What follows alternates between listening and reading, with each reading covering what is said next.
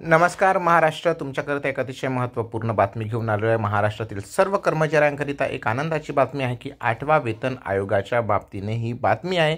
संपूर्ण बघा, काय आहे सविस्तर उत्तर जाणून घ्या। आवडल्यास लाईक करा, शेअर करा। चॅनलवर पहिल्यांदा आला असेल तर प्लीज सबस्क्राईब करून बेल बटन दाबायला विसरू नका। अर्थात तुम्ही सबस्क्राईब करणार माझा विश्वास आहे, कारण तुमच्याच प्रेमामुळे आज आपलं चॅनल 50,000 सबस्क्रायबरचा टप्पा पार पाडत आहे। तर चला, जास्तीत जास्त लोकांनी सबस्क्राईब करा।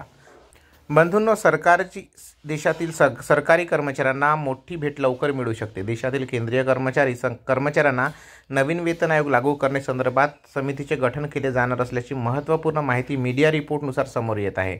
आचारसंहिता व नवा वेतन आयोग निर्माण शक्य आहे का? सध्या देशामध्ये लोकसभेच्या सार्वत्रिक निवडणुकाकरिता आचारसंहिता देशात लागू करण्यात आलेली आहे। अशा काळामध्ये सरकारला कोणत्याही प्रकारचे नवीन निर्णय घेता येत नाहीत, परंतु सरकारी कर्मचाऱ्यांना लगेच नवा वेतन आयोग लागू करण्यात येणार नसून केवळ 8वा वेतन आयोग लागू करण्याबाबत समितीचे गठन करणे शक्य आहे।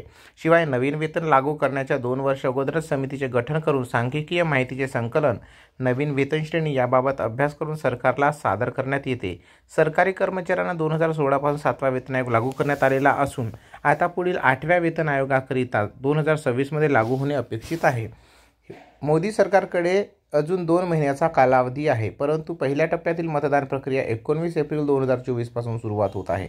त्यामुळे 19 एप्रिलपर्यंत नवीन वेतन आयोग समितीचे गठन केले जाऊ शकते, ज्यामुळे कर्मचाऱ्यांना काही अंशी दिलासा प्राप्त होईल।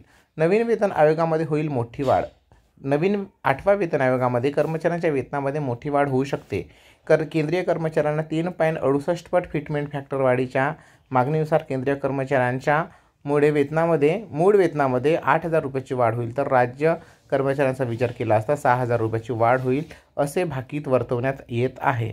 अर्थात मंडळी, 8व्या वेतन आयोगाबाबतची बातमी ही आहे। तर तुम्हाला काय वाटते ते तुम्ही मत कमेंट्स करून लिहून घ्या। आणि एक प्रश्न या बातमीच्या शेवटी, काय हे सरकार 8वा वेतन आयोग लागू करेल? आपलं मत होय किंवा नाही मध्ये कमेंट्स करून लिहायला विसरू नका। धन्यवाद। जय महाराष्ट्र।